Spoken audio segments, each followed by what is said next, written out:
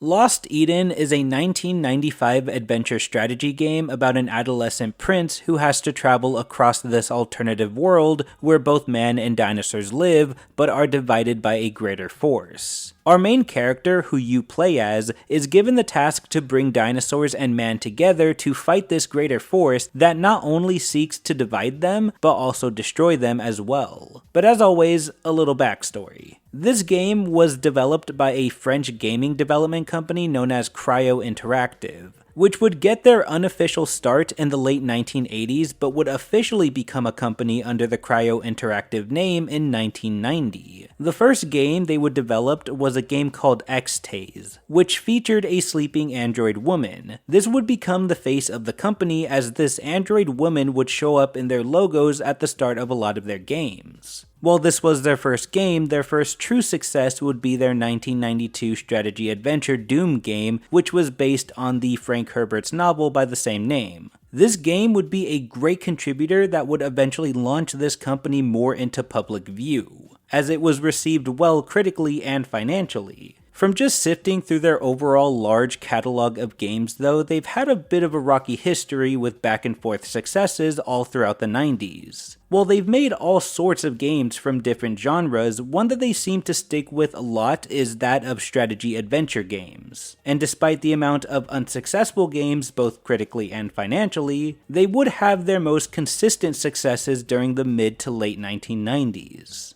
Some of their commercially successful products included Atlantis: The Lost Tales, Mega Race, Ring, Egypt 1156 BC, and more. One of the games that would come out during what some might call the golden age of Cryo's history was Lost Eden in 1995. While I can't really say how successful it was commercially, it's been received well over the years. However, regardless of the good games that Cryo has made, eventually it would all come to an end. By 2000, Cryo would become partners with Dreamcatcher Interactive, a video game publishing company based in Canada. In 2001, Cryo would release another game by the name of Frank Herbert's Dune, which was a video game adaptation to the Dune miniseries that played on the Sci-Fi Channel at the time. This game is said to be the very thing that would end up killing the Cryo company, as not only did it fail commercially, but also critically. With Cryo already facing financial issues during this time, this game would be the final nail in the coffin for them. And in 2002, they would file for bankruptcy, and part of their company would just be combined with their ex-partner company, Dreamcatcher. Dreamcatcher would pick up whatever unfinished work Cryo had left after their demise, and would either finish up and release them within the next couple of years that followed, or just straight up canceled them. What I find very ironic about the history of Cryo is that in the beginning, the 1992 Dune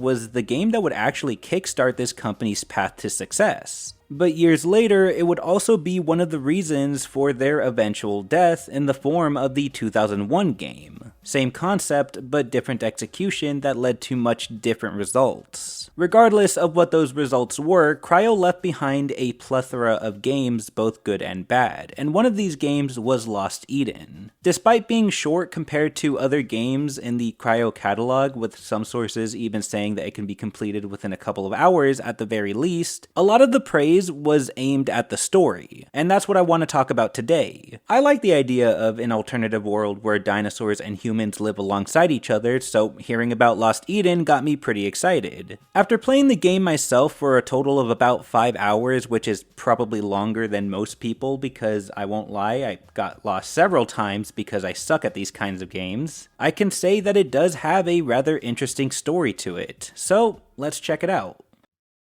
Lost Eden takes place in the fictional kingdom of Mashar, in an alternative Earth where dinosaurs and humans lived at the same point in time. The story of Lost Eden is being told from the perspective of Eloy, a sapient and talking pterodactyl who is also one of the main characters. In the present, he is an old pterosaur who talks about the amount of stories he has from his lifetime, but none as spectacular as that of the story of Adam, Prince of Mo. And he tells us that very story. Adam is our silent main character that you play as, and he is the last child to King Gregor, who is the king of Mashar and resides in a citadel that's located in a region called Mo. King Gregor and his people are one of many tribes and groups that are under the fear of the Tyrant. which is an army of tyrannosaurs ruled by Morcus Rex, a bloodthirsty and power-hungry monster who seeks to conquer all of Mashar. Due to this seemingly unstoppable threat, King Gregor is very protective of his son, who is to be the heir of his throne once he passes away. To ensure the safety of his son and the legacy to the throne, King Gregor forbids him to leave the citadel in which they reside in. The citadel of Mo consists of only human and human-like residents, as during this point in time, humans and dinosaurs were mostly separated. This separation was caused by a force that originated from Adam's own family. It started with Adam's great-grandfather, who was known as the Architect. The reason he was called this was because he would use his secret of construction to build large citadels across the land for both humans and dinosaurs alike. This would bring them together until the Architect's son, Adam's grandfather, drove the humans and dinosaurs apart out of pure hatred for both groups. Along with this, he would also destroy all of the citadels his father had built. At this point in time, the Architect had already been dead, and with him, the secrets of the construction of the citadels. The Architect's son's name would eventually be known as the Enslaver. A couple of generations later, Adam now lives in a world where dinosaurs and humans live divided and against each other, which only helps Morcus Rex with his plans. Because with these two groups divided, they are weaker and easier to conquer. Now that you have the context of what is going on in the kingdom of Mashar, we can get on with everything else. Despite this division between humans and dinosaurs, it doesn't mean that all dinosaurs and humans hate each other. In fact, King Gregor himself has saurian friends, one of them being Eloy. I guess in this case he's not a saurian friend since he's a pterosaur, but you know what I mean. When you first get into the game, you have to make your way to the king's room, which is strangely placed in an area that looks like where a dungeon is supposed to be. But to get to this area, you have to kind of travel around, and eventually you'll find your way into this room that has 3 entrances. The way to your father's room is in the middle. When you enter your father's room, you are supposed to interact with them to continue the story. The beginning of this story takes place on the day of Adam's coming of age, which I suppose is the day that dictates he is no longer considered to be a boy anymore and is now a man. What is supposed to be a joyous day for Adam is unfortunately one of tragedy, as Eloy makes his way to Mo to update the king that a different region within Mashar that's known as Shamar has been attacked by the Tyrants, leaving behind very little survivors. This makes the king nervous, as it could only be a matter of time before they're attacked. But instead of trying to go out there and fight off the threat, the king thinks it's better to bunker down within the citadel and orders Adam to do exactly that. It's also here that you learn the reason why the king refuses to fight and chooses to hide instead is because he had already lost his wife and daughter, your mother and sister, whose names were Jelana and Leonor, to Morcus Rex, and doesn't want to see the same fate befall on his son, that being you. Before you leave the king's room, Eloy tells you that he will meet you in your room shortly. I may visit you in your room later. Wait, hold up. A pterosaur character is telling me that he'll meet up with me in a private area where no one can see us. Hell no, you only fall for that one twice, fuck you. All jokes aside, you meet Eloy in your room where he delivers a private message to you that he couldn't tell you in front of your father. You're a cute ape, what's your name? Okay, I'll stop with the Cree jokes, for now at least. Anyways, Eloy says that Dina, another dinosaur character, is waiting for you on the outside of the citadel. Despite your father's orders, it's in your best interest to go talk to her, but before you go, Eloy gives you a small stone that he found during his travels as a gift for your coming of age. When you leave your room and make your way back to the 3 entrances from earlier, you go to the right, which was initially locked until you reached this part of the game. Now it should be unlocked for you so you can go and meet Dina. Dina, who is a young Parasaurolophus, is one of the few dinosaurs that Adam seems to know, and she tells him that her grandfather Tao is dying and that he wished to speak with him, or I guess you, before he passes. You then make your way to Tao's cave, where he tells you that your great-grandfather had a saurian friend named Gra,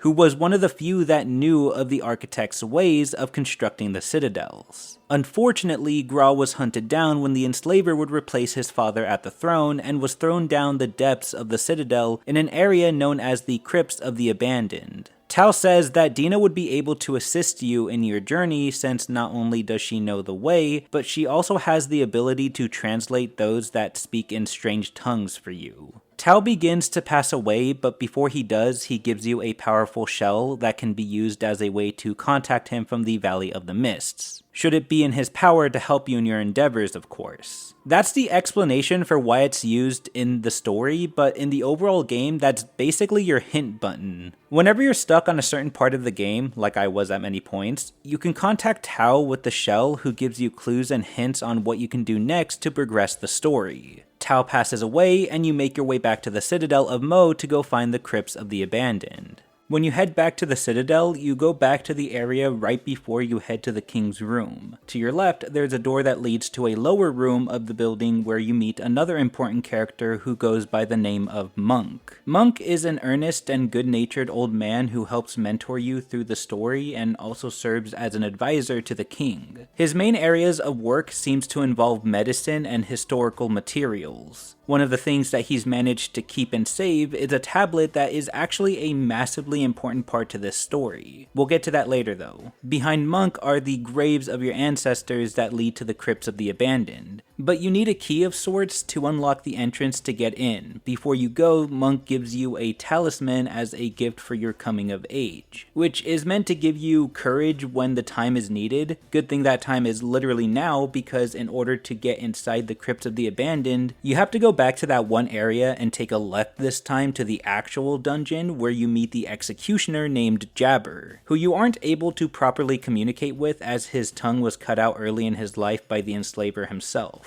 Luckily, you have Dina that can help you translate what he says, but Dina is too afraid to go into the room because of its association with death. And that's what the talisman is for. You give it to Dina, she's able to go in with you, and she's able to translate everything Jabber is saying to you. The reason why Jabber's tongue was cut off was so that the enslaver could keep him quiet about the atrocities that both of them had committed during his reign. Despite the fact that Jabber was forced to do these horrible things, he still feels great shame for it. Jabber then gives you a tooth as a gift for your coming of age, which just so happens to be the very thing you need to enter the Crypts of the Abandoned with. Man, all of these gifts sure are convenient, and a little weird. Regardless, you take it back to Monk's room and to the tomb. Interacting with that tomb with the tooth will open up the entrance leading to a section deeper within the Citadel. Following this path leads you to a room where you find some art of the past depicting a world in which dinosaurs helped man build citadels, only for them to be attacked by the Tyran. But the art also depicts the dinosaurs helping the humans in fighting the Tyrannosaur army, showing that in uniting the two forces could lead to victory against them, which was the very message that the architect and historian friend left behind for them. After you learn all of these secrets of the architect, Dina finally gives you a flute, which is the secret weapon in building citadels. The reason why she just didn't give it to you earlier was because she wanted you to figure all of this out and come to the conclusion yourself of what had to be done to win the war. And with the tools finally at hand, now it was a matter of completing the objective. Find a way to get the dinosaurs and humans to come together to rebuild and fight back against the Tyran.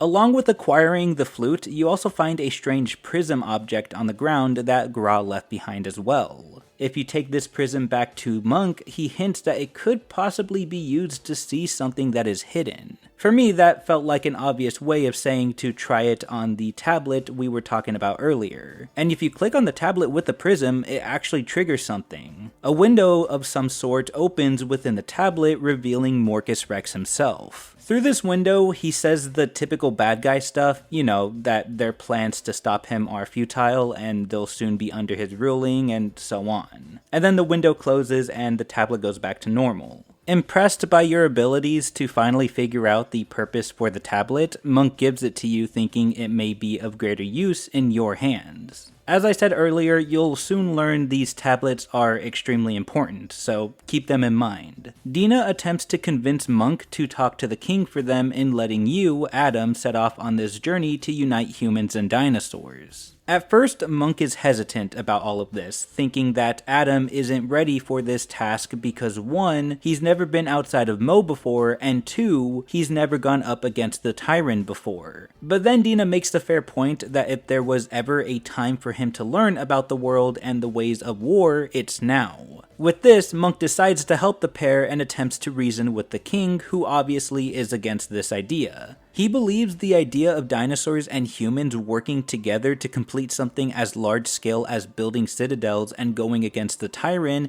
is nothing more but a pipe dream. But Monk argues that in continuing to hide from the dangers of the Tyrant, the king could only be condemning the next generation to their ruling. And he continues that if they should die doing this, at least it would be dying for the sake of freedom and not as slaves to Morcus Rex. This convinces the king, and with his blessing, you're finally able to leave the Citadel. Your first goal is to head to Shamar, which is the last place that the Tyrant had struck. With you is Eloy, who's able to scout ahead and lead you to different regions on the map, Dina of course, who is able to help you with translations to many of the dinosaurs you'll eventually meet along the way, and she also serves as your voice of reason. And finally you have Thug, the king's sergeant at arms, and is a new character who may not be the brightest creature, but is good-hearted and strong, serving as your protection during the trip. All of these guys will have other, seemingly smaller purposes for the rest of the game, but what they do will ultimately help you progress through it. But one of the most important characters is probably Eloy, because it's through him you're able to travel to different regions on the map that you will become very familiar with as you continue from here. And I mean that literally because every time you want to leave to go to a different region, the game literally makes you wait until Eloy arrives for him to let you. Given he's not with you, of course. Anyways, you go to Shamar and there you meet Mungo, Dina's lover and another character that will aid you on your journey. And when you're let loose in Shamar, the game actually lets you explore the area by basically clicking through different scenery until you find things or other creatures to interact with. Sounds cool, but this gets pretty tedious after a while, but that's just kind of part of the game. It's not all bad though, because like I said, you can find many things to interact with, some of it being items that will serve greater importance later, or characters and or animals that will tell you what you need to do next. For example, when you head to any of the water areas in any of the regions, Dina will tell you that the mosasaurs live there. The mosasaurs live in lakes. Or mosasaurs, I guess, however they fucking pronounce them here in this world. And apparently they know many things about the Tyrant. They'll even give you relevant information on them that will be important for later in the game, but in order to essentially summon the mosasaurs, you have to give them an apple of all things. I don't know, just roll with it. Which you pretty much get from only Thug, who's able to find them pretty much anywhere, but he kind of gives them to you randomly, at least from my experience of playing the game. So yeah, you might have to travel around a little bit for Thug to get this apple, to which you can get from him, so you can give it to the mosasaur. We'll go more in depth as to why this is important later, but for now, for this specific region, you have to find the survivors from the Tyrant attack mentioned back at the Citadel, and with enough exploring, you'll find them in the forest area of the region. There, you will meet the Shorian tribe, who are open to your idea of rebuilding a new citadel with the help of both humans and dinosaurs. With that, you now have to befriend/convince the nearby dinosaurs to help build the citadel for the surviving Shorians. The dinosaurs that are most useful for this are the Brontosauruses. Once you find a herd, you have to give them a mushroom to establish trust between them and your group. You can find the mushrooms in the forest, but there are two different kinds, one that's actually good and one that's poisonous. Feeding them the right one will make them practically worship you. These Brontosaurus thank you for your gift of friendship, my lord. They hail you as the bringer of hope, a legendary hero in their lore. Then you use the flute that was given to you earlier to play to the Brontos. The melody of the instrument will essentially inspire them to help you and the surviving Shorians to rebuild and fight back against a Tyrant in unity. The game shows that the citadels are being built and that progress is going well, but then the Tyrant show up in the area. The Tyrant basically look like normal Tyrannosaur dinosaurs, but they are under the orders of Morcus Rex and are sent to attack you and any surviving company. The thing is though, the Tyrant don't actually completely affect the citadel, but in order for you to complete the process for it, you do have to try to find a way to get rid of the Tyrant. And stupidly, I thought I could get that done by fighting them myself hand to hand, or I guess more like claw to knife, with this dinky little knife that I ended up kind of stealing from Tao's cave, and Alas, my story ends here. Adam's magnificent quest came to a brutal end, and all because of his reckless disdain for danger. In other words, he was a fucking idiot. And if you die in the game, you have to go all the way back to the start, unless of course you've been saving your progress, which,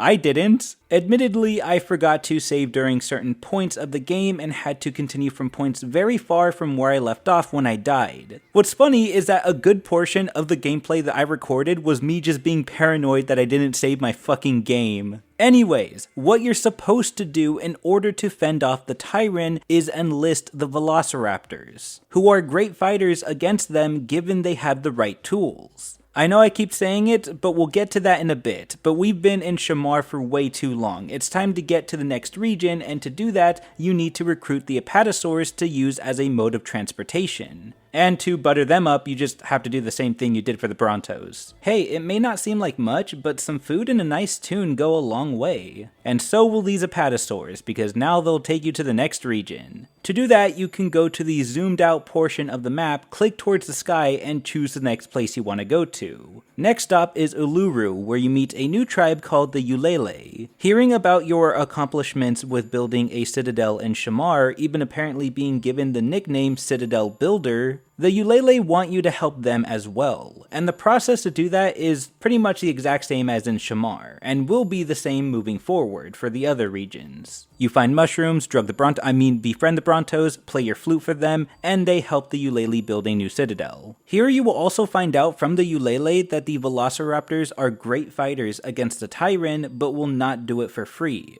Yeah, for whatever reason, they really like gold, and you can find it along the riverbanks of the water areas of whatever region you're exploring. Doing this, however, is still not enough, because the Velociraptors will not fight without having some kind of advantage against the Tyrants. Okay, this is a lot to explain because it actually ties back into the mosasaurs as well. So like I mentioned before, the mosasaurs have relevant information about the Tyrant if you give them an apple. This information are the disadvantages that the Tyrant have, and it is important to know if you want to keep them away from your citadels that you built. These disadvantages can't really be used against the Tyrant until you meet the Ulele because they tell you about the objects of power. The objects of power are weapons that can be used against the enemies, and there are a total of 3 of them. This is exactly what you need to give the Velociraptors who will use it to fight against a Tyrant. But there's a catch. You can't just give it to any Velociraptor pack because the Tyrant fear different things depending on the region you're in. For example, one is called the Eye of the Storm, and if you paid attention to what the Mosasaur said back in the Valley of Shamar, it said that the Tyrant fears something called the Eye of the Storm. Naturally, you'll have no idea what the hell this means when you first hear about it, but once you get the first object of power, you can give it to the Velociraptors in Shamar, and they can become successful against the Tyrant using it. If you try to give the Eye of the Storm power to a Raptor pack in a different region, it won't work because the Tyrant in that valley fear a different object of power. To know that one, you just have to visit the Mosasaur in that specific region and they'll tell you. Also, the Ulele only give out these objects of power one at a time if you do stuff for them. The Ulele mentioned 3 masks of their ancestors called the Ulele Ancestral Masks that the enslaver had taken from them. If you find these masks for them, they'll give you another object of power for each mask you find. As far as the masks go, you can find them from other regions as you progress through the game. For example, after you're done with the Ulele tribe, you move on to Kodo, where the Kobu people are. The process, again, is pretty much the same, and when you finish helping the Kobu people in Kodo, they'll give you one of the Ulele masks, which they said they found in their valley, meaning it was most likely put there by the enslaver. Take that back to the Ulele tribe and they'll give you the option to choose which next object of power you want. Along with this, every now and again, Eloy will leave and come back to report on progress from the other regions that you're away from. In this shuffle of news, he'll let you know when the Tyrants have been defeated by your objects of power used by the Raptors. And this is one of the things that I really like about this game, is just how these things kind of connect with each other. Sure, it's weird how all of this ties together, and there's probably a greater point or meaning to that beyond the game that I may be missing, but all of these things connect pretty well and requires you to listen to everything that comes your way, because if you don't, like I did at several points, It will only make things harder for you as you progress. And there's more stuff like this, but we'll cross those bridges when we get to them.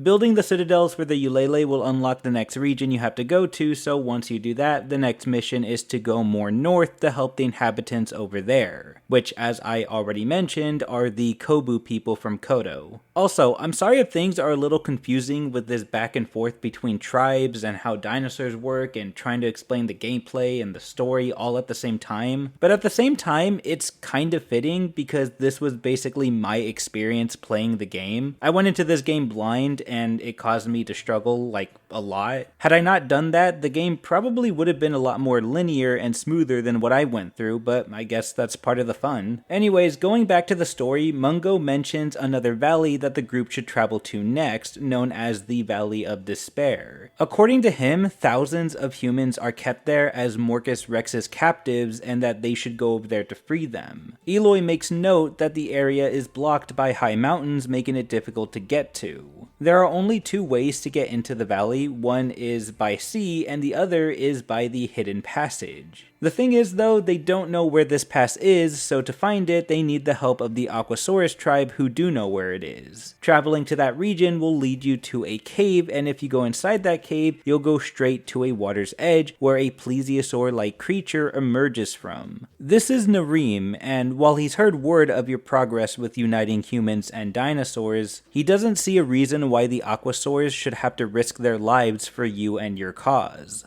Dina argues with Nareem and mentions Gra, the architect story and friend mentioned earlier. Gra is a name that's honored by the Aquasaurs, and as a result, they recognize the friendship he had with the architect. However, Nareem also remembers the wrath of the enslaver, and because of the destruction Adam's own kind caused, he feels that he can't trust them unless for one thing. So the knife that you took from Tao's cave from earlier is actually Gra's knife. And since you have his knife, showing that to Nareem makes him trust you enough to tell you where the pass is. From here, the game segues to older Eloy, who simply talks about how you and your group found the pass, caught the Tyrant by surprise, and had the advantage over them, leading to the first great battle against them. You don't actually get to participate or even see much of this battle, you mainly get to hear about it from present-day Eloy, which is a little underwhelming but makes sense for a game like this. Eloy explains how despite the lives lost that day, you and your group came out victorious in the end. Of course, this only meant that the battle was won, but the war rages on. The story continues sometime after the war, and we find out that Mungo is nowhere to be seen. He was either lost, taken, or maybe even killed during the battle. As you search for him in the Valley of Despair, you run into some of the captives that were kept there, a tribe that used to call this valley their home, which used to be called the Valley of Tamara. Among the captives, you meet this odd-looking thing named Talumi, the leader of the Tamarians. Like the rest of the tribes you've helped before them, they need a citadel, so you go through that process again. You know, find the Brontos, befriend them, and play the flute for them. But this time is a little bit different. After you have the Brontos build the citadel, one of the Tamarians named Fug, this handsome looking fellow right here, needs Triceratops. While the Brontos can help build the citadels, the Triceratops can fortify it, and like the Brontos, they're around the map somewhere, you just need to find them and go through a slightly different process in convincing them to help you. We'll get to that in a bit though. For now, the game wants us to move along away from this valley. Talumi mentioned how he and the rest of the tribe had built rafts as captives,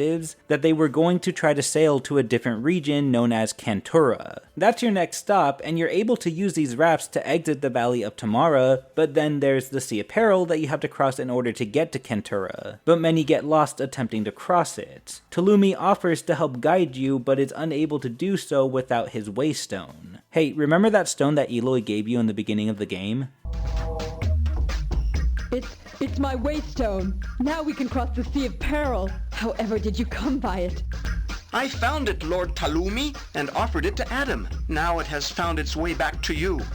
Well, Eloy, I guess you're not just some creepy pterosaur that's trying to meet me behind closed doors after all. So you set sail to Kantura, and when you arrive, Talumi reveals that he's actually been wearing a mask this entire time, and that he's really a woman named Eve. According to Eve, the Tamarians are a traditional tribe that wouldn't serve under a woman, so she had to conceal her identity in order to lead them. That, and she also mentioned that the Tyrant would pick out women and children from their tribes specifically to devour for their feasts. So this was also a way to protect herself from that. Anyways, we finally make it all the way here to Kentura from Tamara, and Dina feels like now is the time to go back to Tamara to go look for Mungo, who still hasn't been found from the battle. So she decides to make this trip back alone, and along with that, Eloy leaves as well to go check on the progress from the other regions. So you, Eve, and Thug are left to explore the land of Kentura, and if you explore long enough, you'll eventually find the Castra, the tribe that inhabits this region. They live in the caves in one of the corners of the map, and they look fucking terrifying. I mean, just look at these things, they even sound weird, listen to this. Greetings, Adam of Lo. I am Karbuka, leader of the Castra, and we claim your woman friend. She must come with us. And already we start off with a bad first impression, because immediately after introductions, the Castra claim Eve and refuse to give her back until Adam gets Dina to them. Why they want Dina, I don't fully know yet, but in order to rescue Eve, we have to go back to Tamara to find her. Right after this Castra incident, Eloy suddenly shows back up and gets you to Tamara. When you eventually find Dina and get her up to date with everything, she still refuses to go because she's determined to find out what happened to Mungo. Now, during this point, you've probably collected a couple of tablets from progressing in the game. Remember that these tablets are essentially windows that can be opened, and with it, people can spread messages through it as we already seen with the Morcus Rex. By now, you should have another tablet that if you open, you'll have a new message from Morcus Rex. When you open the window, you see him standing over what looks to be a decapitated Mungo, confirming that he's been killed. Showing this to Dina, although pretty dark and kind of sad, gives her the answer that she's been wondering since she lost Mungo during the First War. With that, she goes with you to Kentura. So basically, the Castra tribe has heard of your accomplishments as well and want a citadel. They want you to build it, and they want Dina to stay to be their high priestess. Apparently, it's a part of their tradition for their high priestess to be a Parasaurolophus. Our traditions require that our high priestess be a Paraphosaurus, like Dina. Or whatever the hell that is. So that's your next step. Build a citadel for them in the same way that you've been doing it this whole time, and they become your allies in this war against the Tyrant. But building the citadels isn't enough. Now we have to fortify them using the Triceratops, which requires a slightly different approach in befriending them because unlike the Brontos, the flute actually has no effect on them. When you approach the Triceratops, the way to befriend them is by giving them bird nests that you can find in the forests. Why they like this? I have no idea, but giving it to them will make them trust you. And instead of the flute, Eve tells you that while she was held captive by the Castra, they had taught her a song that your ancestors, specifically the architect, used to sing for the Triceratops. When Eve sings the song, they will be entranced enough to want to help you, and you basically do this for every region you have a citadel in so that you can properly fortify them. During this point of the game, Eloy comes and goes like usual, but at some point after you complete this part, Eloy comes back with some bad news. Your father, King Gregor, has died, making you the next king. But because there's a traditional process that you must undergo in order to bury your father, you're needed back at the Citadel of Mo. When you return, Monk is there to meet you and guide you through the process. You have to take your father's body to the Embalmers, who reside in a different region away from Mo. The Embalmers basically help release the soul that is trapped within the body of the dead, and what they mean by this is basically someone has to cut out the heart. Adam is unable to do it because the traditions call that this has to be done by someone outside of the family to keep the spirit from hindering in its journey away from this world. And no one else with you is willing to do it for their own reasons, so until you can find somebody who is willing to do it, the ceremony can't continue. At this point in the game, I couldn't for the life of me think of anyone that would be able to perform this part of the ceremony until I remembered one character from the beginning of the game that I completely forgot about. When you head back to the Citadel of Mo, you have to convince Jabber the Executioner to help you with the ceremony. To do this, you have to gift him a hunting horn that you picked up earlier when you got back after receiving news of your father's death. This was a gift that was promised to Jabber from the king himself, and giving it to him makes him grateful enough to want to help you with the ceremony, with all of his responses to you and the others being translated by Monk. But when you get back to the Embalmers, Jabber seems a bit off, despite the fact that Monk keeps insisting that he's eager to start the next part of the ceremony. With that, Jabber is taken away by the Embalmers to release the soul from King Gregor's deceased body. Once this is done, they give you back the king's body and Jabber, who seems pretty distraught about the whole thing. Eventually, it starts to show that maybe Jabber wasn't as completely down with the idea of cutting King Gregor's heart out as Monk claims he was.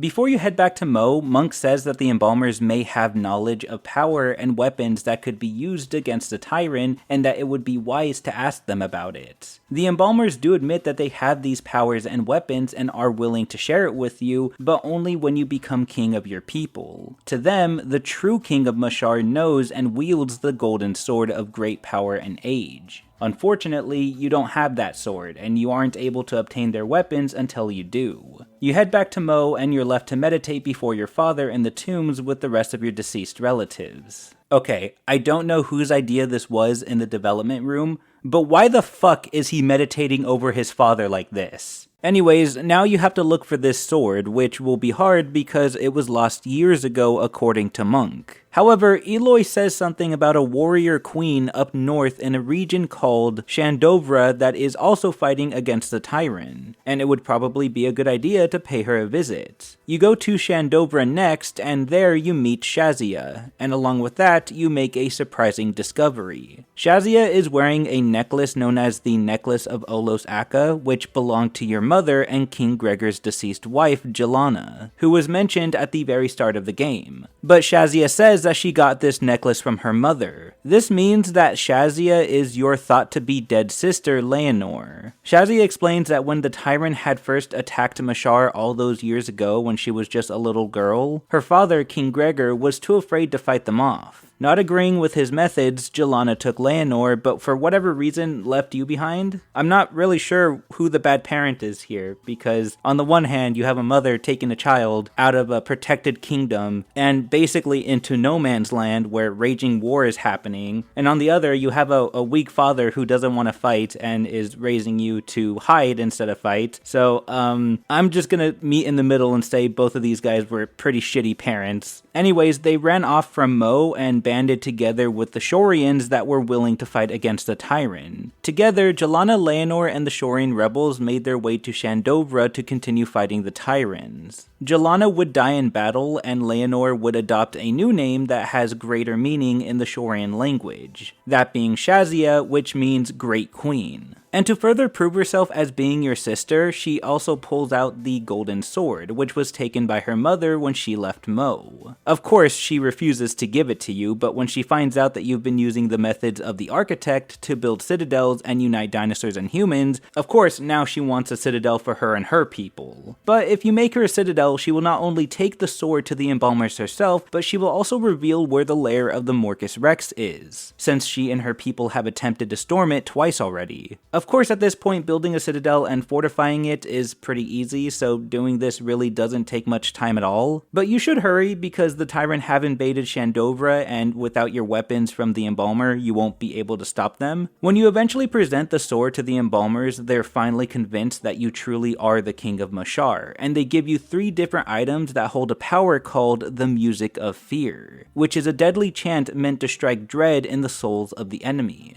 But these 3 individual tools have to be played in unison for it to work. So you have to assign 2 others with the extra weapons to help you use it against the tyrant. The first weapon is called Rolling Thunder, the second is called the Chant of Bells, and the third and final one is called Angry Gods. The only people in your group that can help you with this are Thug and Monk, because according to the Embalmers, only a trio of men can play the instruments in order for it to work. You might need to switch around who gets what item for this to work, because I remember it not working all that well at first, but the way you go about it is that you find a group of Tyran and try it out there. The arrangement that I think ended up working according to my video recording of my playthrough, you give Thug the drums, Monk the bell, and you take the trumpets. Play that to your group of invading Tyrant and they will retreat. When they do, they'll leave behind yet another tablet for you. But things aren't over yet because Morcus Rex hasn't been defeated. It's here that Shazia mentions the Path of the Golden Sword, which is located back at Mo. When you do get back, you have to go to the fresco behind the throne, where if you interact with it with the Golden Sword, symbolically striking the Morcus Rex in the heart on the decorated wall, it will open up a passageway that leads to a maze that Shazia somehow remembers well from her childhood before she was taken away from Mo. She leads you through a maze and to a room that holds what Eloy calls the Egg of Destiny, which according to him holds the secrets of what the future holds for the dinosaurs. It was put here by the enslaver after Eloy's ancestor had to surrender it, for if they didn't, the enslaver would have wiped out their entire race and destroyed the White Ark of the pterodactyls, which is basically their citadel. But in making this sacrifice, the other pterosaurs were not too happy at Eloy's ancestor, as the Egg of Destiny was extremely important to them. Yeah, who cares about being wiped out and,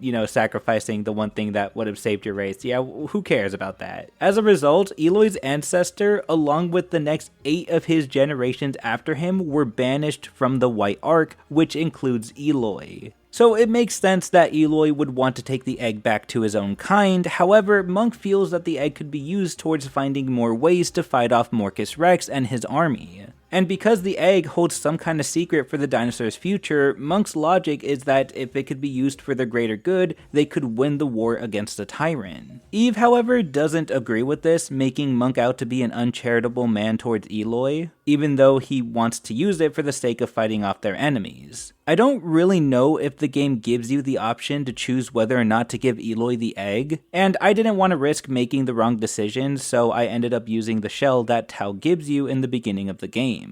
Eloy's path is true.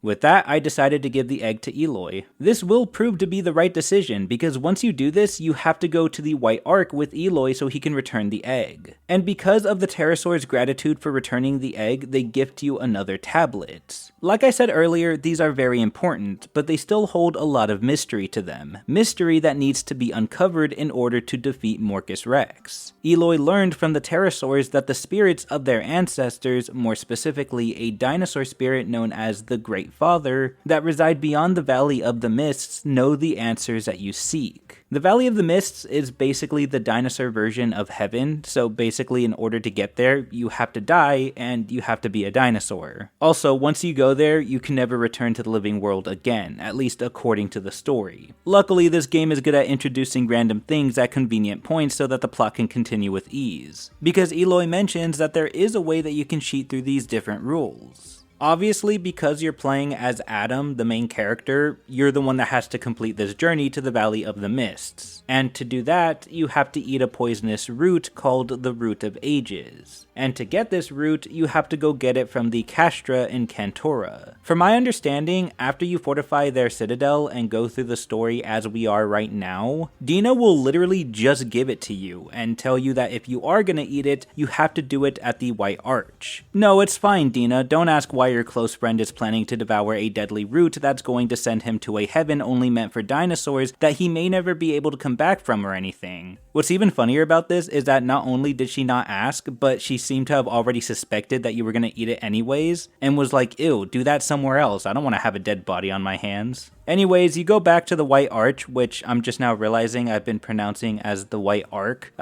just ignore that. Anyways, you go back to the White Arch, you eat the root, you die, the end. Nah, I'm just kidding. You find yourself in this strange spiritual world, and moving forward, you meet the Great Father, who gives you a warm welcome.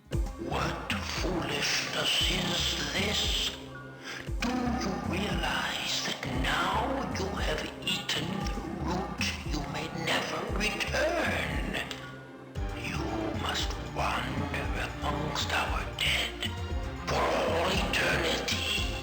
The only way to really get the Great Father to help you is if you show him one of your tablets, which impresses him that you've been able to learn how to use the tablets, which he simply calls windows. It's here we learn everything we need to know about the tablets and why they are very important for the game and its story. There are a total of 6 tablets, or windows as the Great Father calls them, making a total of 3 pairs. When you look into one, you will see through the eyes of its twin, and you can actually tell which of these pairs belong together based on the symbols on the tablets. The ones that go together are the ones of the same shape but in an opposite position. That means that if there are 6 of these tablets and you only have 5 and you've been able to see Morcus Rex through one of the windows, that means he has the last one. The Great Father continues to say that during a point in time called the Old Order, the tablets were united and held great power beyond imagination, and could be used for either good or for evil. Soon after Morcus Rex's reign began, the tablets were separated as a way to keep him from wielding this power for his own use. So this is basically Lost Eden Infinity War, but instead of Infinity Stones, it's tablets. That and Thanos did a much better job getting the stones than Morcus Rex getting the tablets. So far, you've managed to collect most of them from people that could have easily been overran by tyrants, because at the point that these tribes had these tablets, they lacked a citadel and were weak. And the one tablet that you didn't find from one of these tribes was dropped by a tyrant, which shows that Morcus Rex is clearly working with an incompetent army here. No thanks to him, as he seems like he hasn't even tried to get these tablets himself. Actually, there's kind of an explanation for that, but we'll get to it in a bit here. The issue now is that you have all 5 tablets at this point, and you still need to fight him.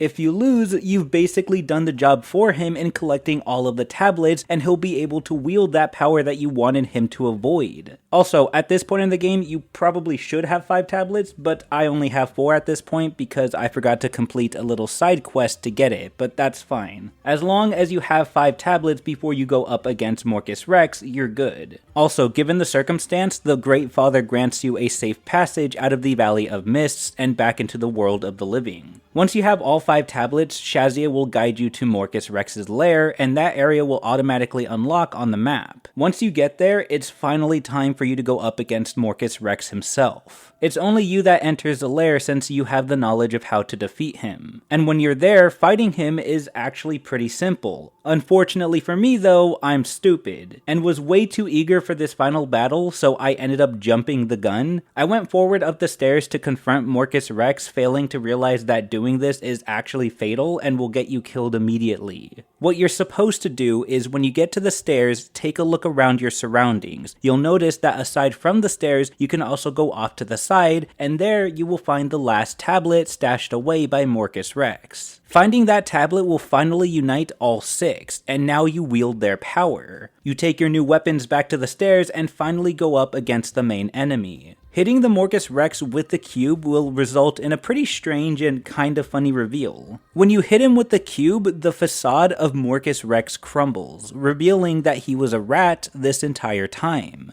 Which, based on what the game is saying, it feels like this is meant to be more symbolic, like how under the exterior that was Morcus Rex was really a cowardice animal that wanted to give the illusion that he was powerful. Or maybe this is all literal to the game, I don't really know. Along with tricking you about his identity, the Morcus Rex also tricked you into thinking that Mungo was actually dead, because turns out he's alive. When you rejoin your friends, they are happy to see that you were victorious in the battle and that Mungo is still alive. With the war finally won, the game ends in one final sequence, which is witnessing what the Egg of Destiny holds. As mentioned earlier, the Egg of Destiny contains the secrets and answers for what the future holds for the race of the dinosaurs. And the pterosaurs have decided it's finally time to break the egg. So Eloy invites all of his friends to join him in the ceremony to witness the breaking of the egg. And because you were the one to give the egg back to the pterodactyls, they give you the honor to break it. When you do, an unfortunate and sad reveal is made. Inside the egg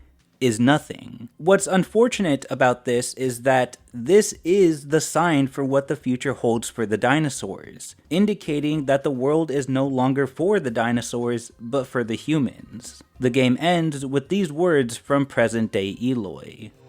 Yes, it was a difficult moment for all of us, dinosaurs and men. The egg contained nothing at all. The prophecy was clear, painfully so. The future belongs not to our kind, but to man. One day in the far future, the children of Adam's children's children will stumble upon the trace of creatures long since gone, and will say, once upon a time, creatures called dinosaurs lived in the world.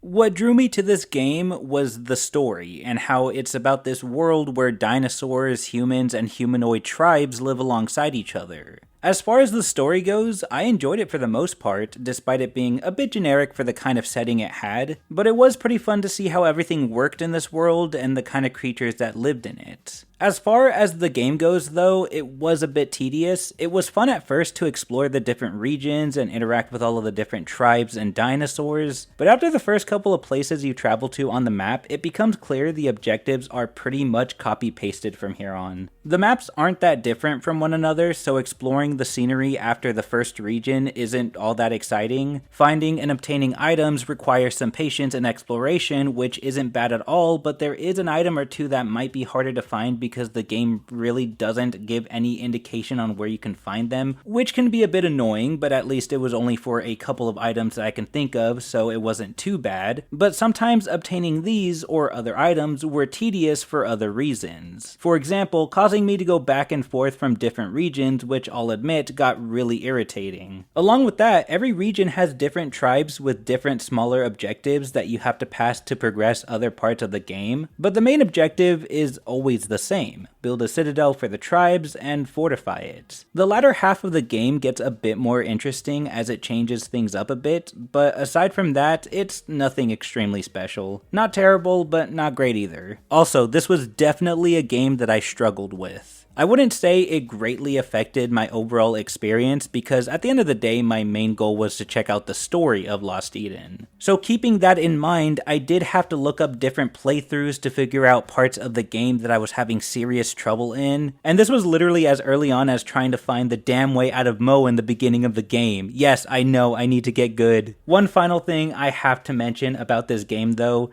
is its score. The score for this game is amazing. Most of the track has a more upbeat, adventurous vibe to it, but there are some that are more intense and brooding. Overall, I thought it complemented the overall game pretty well, and I recommend listening to it even if you haven't played the game because it's just that good. And you can actually listen to it here on YouTube in its entirety. I'll link the playlist for it down in the description. But that's what I have to say about the game. As far as the game's general reception goes, it's mostly positive, with a lot of that coming from the fact that it was a nostalgic game for many, but people did praise the solid fantasy adventure story, the CGI animation that was considered to be impressive for the time it was released, and of course the game's amazing score. Many of the game's negatives came from the gameplay. The most consistent criticisms I saw for the game was that it was very repetitive and it didn't pose as much of a challenge to experienced players that were fans of these kinds of adventure games, which seem like valid arguments for those that were expecting a bit more from the gameplay, but overall it seems that Lost Eden has done pretty well for itself.